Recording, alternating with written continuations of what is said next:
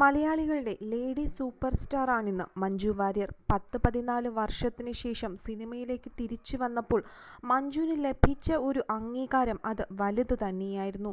ദിലീപുമായുള്ള ബന്ധം വേർപെടുത്തിയ ശേഷം how old are you എന്ന ചിത്രത്തിലൂടെയാണ് മഞ്ജു തിരിച്ച് അഭിനയ രംഗത്തേക്ക് എത്തുന്നത്.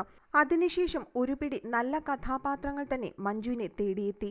സിനിമയിൽ മാത്രമല്ല, പരസ്യ ചിത്രങ്ങളിലും മറ്റും നല്ല രീതിയിൽ തന്നെയാണ് മഞ്ജു അഭിനയിച്ച് മുന്നേറിക്കൊണ്ടിരിക്കുന്നത്.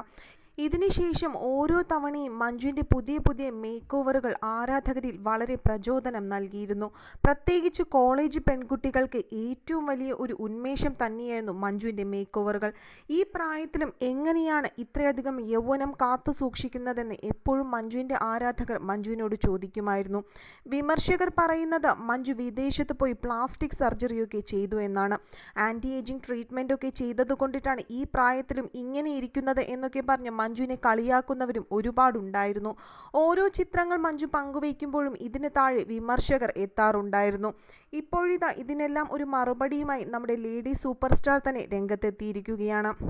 താൻ വിദേശത്ത് പോവുകയോ പ്ലാസ്റ്റിക് സർജറി നടത്തുകയോ മറ്റേതെങ്കിലും ട്രീറ്റ്മെൻറ്റ് നടത്തുകയോ ചെയ്തിട്ടില്ല എന്ന് മഞ്ജു തന്നെ തുറന്നു പറയുകയാണ്. മനസ്സിൻ്റെ സന്തോഷം അത് തന്നെയാണ് ആദ്യത്തെ ഏറ്റവും വലിയ കാര്യം. അതിനുശേഷം പിന്നീട് മേക്കപ്പും യോഗയും എക്സസൈസും ഒക്കെ തന്നെയാണ് തൻ്റെ ഈ ഒരു മേക്ക് ഓവറിന് കാരണമായതെന്നും മഞ്ജു തന്നെ വെളിപ്പെടുത്തി എത്തിയിരിക്കുകയാണ്. അല്ലാതെ മറ്റുള്ളവർ പറയുന്നത് പോലെ താൻ വിദേശത്ത് പോവുകയോ പ്ലാസ്റ്റിക് സർജറി നടത്തുകയോ ചെയ്തിട്ടില്ല എന്ന് മഞ്ജു ഉറപ്പിച്ചു പറയുന്നു. മുൻപൊരിക്കൽ മഞ്ജുവിൻ്റെ മേക്കപ്പ് മാനും ഇക്കാര്യം തന്നെ പറഞ്ഞ് എത്തിയിട്ടുണ്ട്. മഞ്ജു ചേച്ചിയുടെ ദൃഢനിശ്ചയവും ആത്മവിശ്വാസവും കൊണ്ട് മാത്രമാണ് ചേച്ചി ഇന്ന് ഈ ഒരു രീതിയിൽ ഇരിക്കുന്നത് എന്ന് മഞ്ജുവിൻ്റെ മേക്കപ്പ് മാനും നേരത്തെ പറഞ്ഞ് രംഗത്തെത്തിയിരുന്നു. എന്തുതന്നെയായാലും ഇപ്പോൾ മഞ്ജു തന്നെ എല്ലാ കാര്യങ്ങളും തുറന്നു പറഞ്ഞ് എത്തിയതോടുകൂടി ഏകദേശം വിമർശകരുടെ വായൊക്കെ അടഞ്ഞിരിക്കുകയാണ്.